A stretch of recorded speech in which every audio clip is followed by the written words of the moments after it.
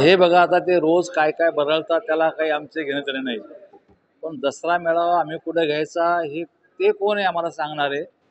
आम्ही दसरा मेळावा पुढे घ्यावं म्हणून ही गोष्ट खरी आहे की माननीय शिंदे साहेबांचं नेतृत्व आता देशव्यापी आहे. त्यामुळं त्यांची आता जवळपास पूर्ण त्रिधा तिरपट झालेली आहे. आमचा दसरा मेळावा आणि त्यांचा दसरा मेळावा यामध्ये जमीन आसमानचा फरक आहे.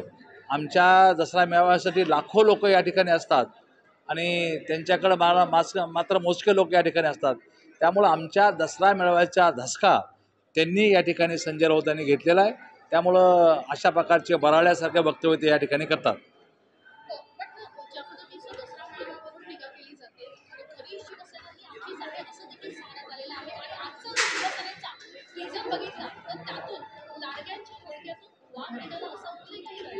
हे बघा, लक्षात घ्या, हे ठरवणारे कोण आहेत.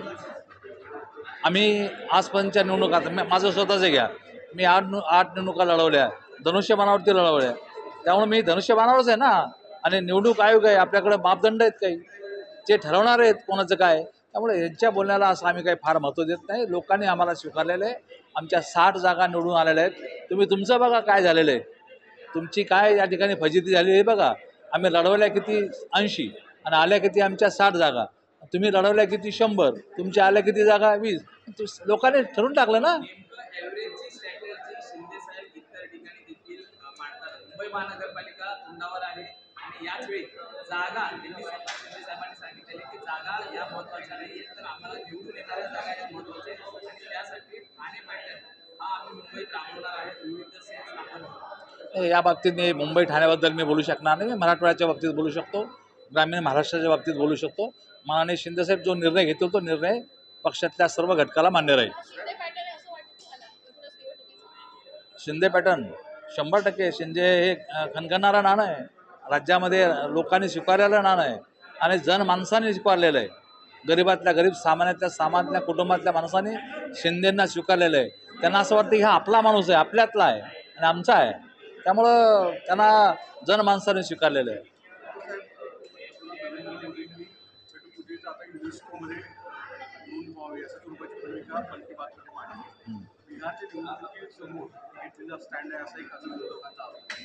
नाही, एक बघा, आपलं राज्य हे निश्चितपणे विविधतेने नटलेलं आहे आणि छठपूजेच्या बाबतीमध्ये आता महाराष्ट्रामध्ये सुद्धा अनेक ठिकाणी छठपूजा या ठिकाणी होतात.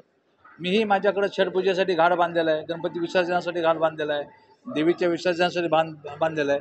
आपण एकामेकामध्ये समरस झालोच पाहिजे आणि होत असेल तर काय अडचण काय, मला कोणाला काही अडचण नाही या संदर्भात.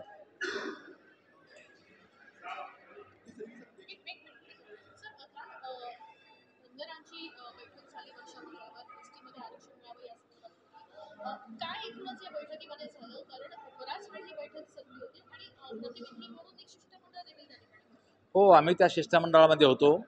आता जालना आता हे चळवळीचं केंद्र झालेलं आहे.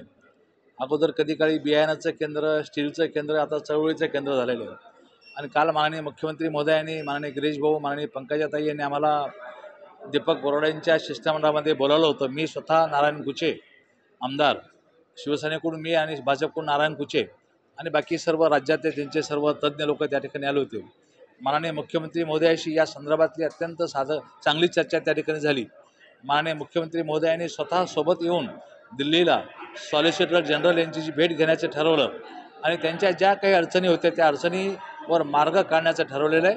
त्या बाबतीमध्ये माननीय मुख्यमंत्री बोलतीलच, परंतु माननीय मुख्यमंत्री महोदयांनी अत्यंत सकारात्मक या बैठकीला सुरुवात केली आणि सर्व लोकांचं समाधान झालं. त्यानंतर आम्ही माननीय एकनाथ शिंदे साहेबांना सुद्धा भेटलो. एकनाथ शिंदे साहेबांनी सुद्धा त्यांना निश्चितपणे त्यांच्यासोबत आहोत, घटनात्मक बाबीमध्ये सोबत आहोत असं त्यांना शब्द दिलेले आहे.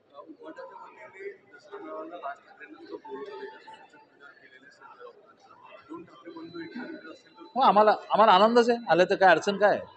2 ठाकरे बंधू एकत्र असेल तर यावं आणि आल्यानंतर सुद्धा काय झालं माहीत आहे आणि आता किती पुलाखालून पाणी वाहून गेलेलं आहे तर मग आम्हाला सवाला कल्पना आहे. त्यामुळं काय चिंता नाही आम्हाला.